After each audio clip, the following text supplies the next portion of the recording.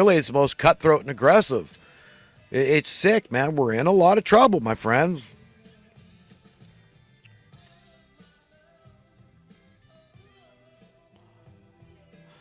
The medical and pharmaceutical companies too. I mean, you think about the food industry.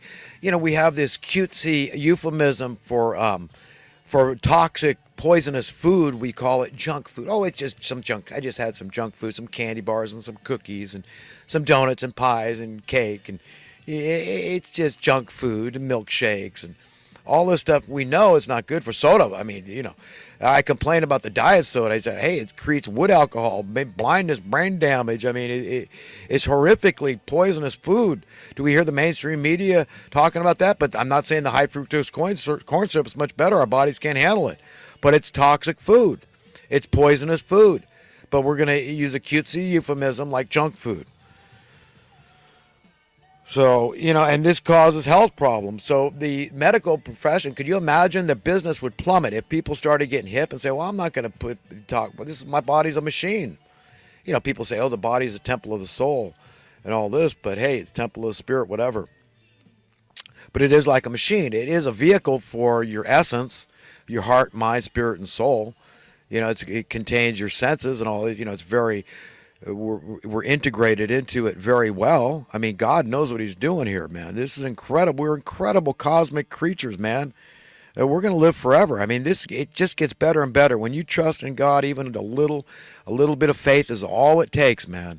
And it just builds and grows. And every day you check in and say, God, correct me when I'm wrong. I want your opinion to be my opinion. I want your belief systems to be my belief systems. I want your values to be my values. Believe me, he'll work it out in your life. He'll do it, man. I mean, it's great stuff. It doesn't get better. But I mean, it sounds cynical, but I'm being justifiably cynical. I mean, if somebody came up with a cure for cancer, God help all those in the cancer research business or the cancer cure business, cancer maintenance business. You understand how stupid this is, how ridiculous this is, my friends? That we could be doing jobs. I mean, we don't have to be getting sick and all these diseases that are preventable. It's crazy, man. On nutrition, men and women have different needs. Women do need more iron, of course, because they have their period. So they need more eggs and dark greens and stuff like that. I mean, as far as meat goes, I would go, if you like meat, I understand it. Nothing tastes better than a good hamburger, maybe even a bacon burger, bacon cheese. I don't know. It's been a long time since I enjoyed food like that. But, you can get satisfaction other ways. I mean, it may not feel like it because you get so hungry. After you eat some heavy food like that, some really yang food, there's nothing like the hunger pains. You feel like if I don't eat, man, I'm going to die. Something bad is going to happen. But, I tell people, let yourself get hungry. Your cells rejuvenate. This is the whole idea behind the health benefits of fasting. You understand? I mean, in Scripture, there was other reasons for fasting was spiritual too. And, of course, there's those benefits too. It's all part and parcel. Because the body, heart, mind, and soul, I mean, it's all integrated so well that the benefits are manifold. And it's a great thing. But women, they have to make sure they're getting enough iron or they're not going to feel right. So it doesn't hurt to get our blood checked, to go to the doctor for diagnoses and things like that. But as far as what you do to fix it, you got to kind of count on your own research because the experts will disagree. And I go to this expert, the doctor I like is Joel Wallach. I agree with him. Your body, I mean, they're coming out with these studies about low fat and women with breast cancer, and I say, whoa, whoa, whoa, whoa, whoa, whoa, whoa. No. They don't distinguish between good fat and bad fat. There's good fat and bad. Remember we learned about the trans fats, and that's bad fat, man. There's bad fat that your body can't use it. It's going to make you sick. It's going to give you zits. It's going to, all that. It's going to be bad for your body and hard to digest. It's just toxic in your bloodstream and in your organs and everything else. Your skin, it's just bad. And your skin is your biggest organ in your body. So let yourself get hungry, but we've got to get this thing. We've got to understand that the body is like a machine, and you need a proper amount of nutrients. You've got to have your protein. You got to get, the basic building blocks of cells, the 8 essential amino acids, and but you can satisfy it. There's many ways to do it. I don't recommend vegetarianism. veganism. You need fat. You need and good cholesterol. Here's another one: the fat and cholesterol thing. Okay, because they're similar. I mean, your brain is mostly made out of good cholesterol, so you need good cholesterol. The eggs, the yolk, there's lecithin in there. That's super healthy and good for your blood and your organs, everything else. And it's like the perfect protein in the smallest amount. It's got this great protein, it's super healthy for us. So, they don't talk about that on these news reports. I mean, do they want people to get sick? I'm just saying. They'd be out of business if people didn't get sick. So I'm just saying, man, is just remember your body's like a machine. Do your own research. I like Joel Wallach. He talks about needing fats, and he even says salt too. I mean, you don't want to oversalt it, and it tastes bad. You know what oversalted food tastes like. It tastes like heck. But you salt it as much as you want. If it tastes good to you still, use as much as you want. It's good. And use iodized salt. Your body needs iodine. I mean, if you don't have enough iodine, that could be the problem why you're gaining weight. You need enough B vitamins in your system. That could be a problem why you're gaining weight. Because you could probably eat as much pizza and butter and fatty foods as you want and lose weight, or have the right weight, the appropriate weight. Your body regulates itself. You get your pH right, your potential hydrogen in there with, the apple cider vinegar and cayenne pepper and lemon, stuff like that. It's not hard to maintain it. If you go easy on the toxic, poisonous food and just eat as much healthy stuff as you want, satisfy your body and your cravings. You remember your protein needs. There's a lot of great proteins out there: nuts, seeds, and peanut butter and legumes, and there's sardines and fish of every kind, and there's eggs, of course, and there's dairy products, cheese. So the hard cheeses, high in protein. The harder cheeses are higher in protein concentration. So there's a lot of ways to get your protein. Even spinach is high in protein. So, yeah, your body's a machine, and make sure you're getting plenty of water. Your body needs to stay hydrated. Keep it nearby. Your organs, your kidneys absolutely need water. You mess them up, man. You can permanently mess stuff up.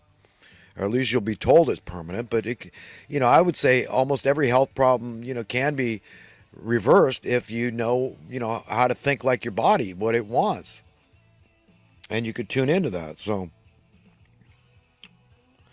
I saw a CBS Sunday Morning issue. The focus was on Italy, and for the most part it was pretty good. But they sure didn't show. Just like I say, they're not transmitting images of the homeless encampments in America down to these Latin American countries, because that would dissuade them. See, they're trying to cause problems. They're trying to cause a clash of civilization, division. Say you're bad if you don't, let them all in because you're incompassionate, but yet we're letting our own native sons and daughters die in the cold. You see how ridiculous this is? Your Nancy Pelosi's out there. When did you hear Nancy Pelosi calling for ending homelessness in America and pointing out the problems, the obstacles to doing that? How it's political, and how it has nothing to do with Democrat, Republican, how they're all in on it. They're all working against the best interests of American people, how it's fascist now. You're not hearing it. But they didn't point out, I was in Italy as a child. I'll never forget, we had some extra cabbages on the boat. I was sailing around with my dad on this 25-foot sloop sailboat. He had fixer-upper he had fixed, and we were, mostly my dad and I, my mom and sisters, they used to not like to be on the boat as much. But I didn't get much choice at that age either. But it was a homeless family living under a bridge in Italy, and we were passing by on the way to go out to dinner, and we brought these extra cabbages we had to this family. And I'll never forget this kid jumping out of bed. He was just wearing his shorts, like boxers or something. He jumped out of bed just starving. Just starving to death, man, in Italy. In 1968, maybe 67, 68 at the latest. And, this is ancient Rome. This is the seat for the Vatican, And jumping out of bed. Excuse me. He grabbed the cabbage. I'd never seen anything like it. Never saw anything like it. He just started gnawing into it for dear life. The whole family living under the bridge. It's stuff like that has made me such an advocate for the homeless desperately poor. God, I've got such a good life. People can look at it and think, like, man, I see your personal finances. You got bupkis, man. What are you talking about here?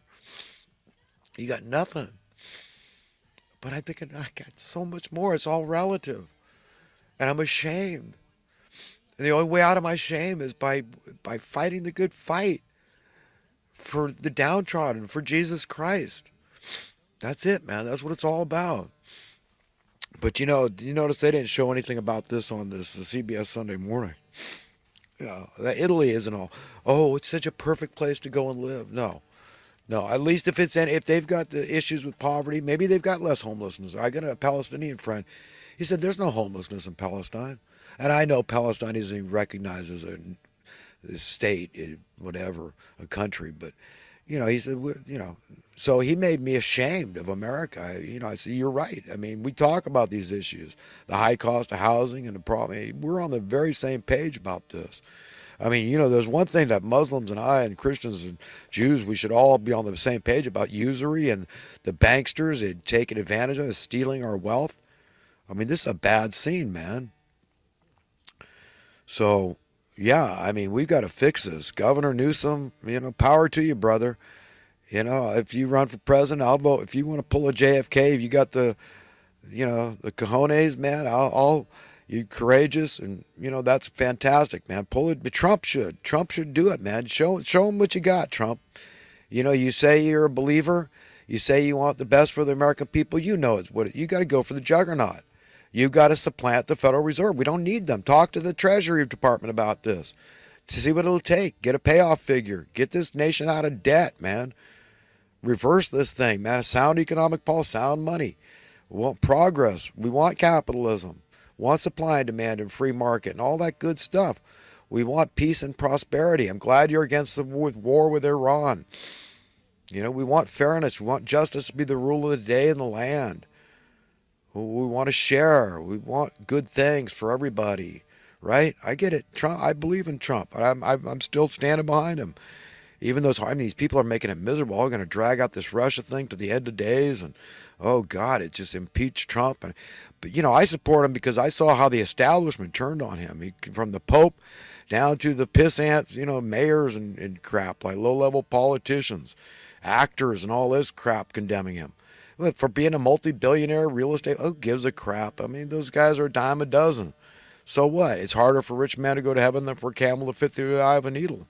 But what is written, that's out of context. It's written that God can do what man cannot do. So we can't figure out how anybody could go to heaven that's rich, but God has a way if their hearts are clean and pure. I mean, apparently rich people can go to heaven, but it's just, it's like pulling a rabbit out of the hat. But that's not to say it can't be done. And if anybody can do it, it's a guy as smart as Trump. And if his heart is pure and clean, he's going to want to do right. He's going to want to be able to stand successfully before his maker someday. And that's what I believe he's trying to do, trying to turn the country around. He gets it,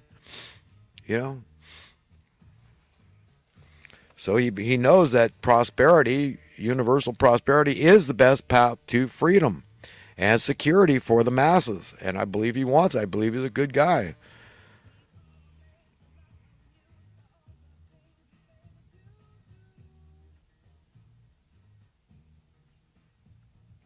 I use the wrong term to describe people that have uh, both sets of genitals. I mean, poor people. I mean, are they poor? Maybe they're lucky. I don't know what it's like to have two sets of genitals, male and female. But they're. My daughter and I were talking about this, and it's actually, intersexual is the proper PC term. And I didn't mean to offend anybody. Just, it's a trip, man. I mean, nature is a trip, man. Some have called them mad scientists, but I don't know what that'd be like to have both. That'd be interesting, at least. But it's about 1 in 2,000. That's quite a few people.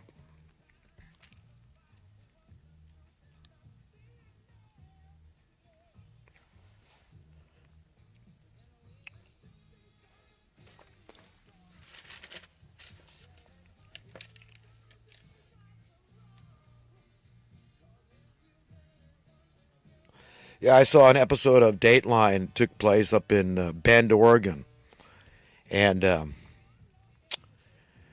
man, some people are just so effed up. I mean, you talk about bad jealousy. This guy ended up beating this other guy he was jealous of to a pulp. I in a jealous rage, I punched a guy once with a padded glove, and it was about something that happened with my wife. I'm not going to go into details, but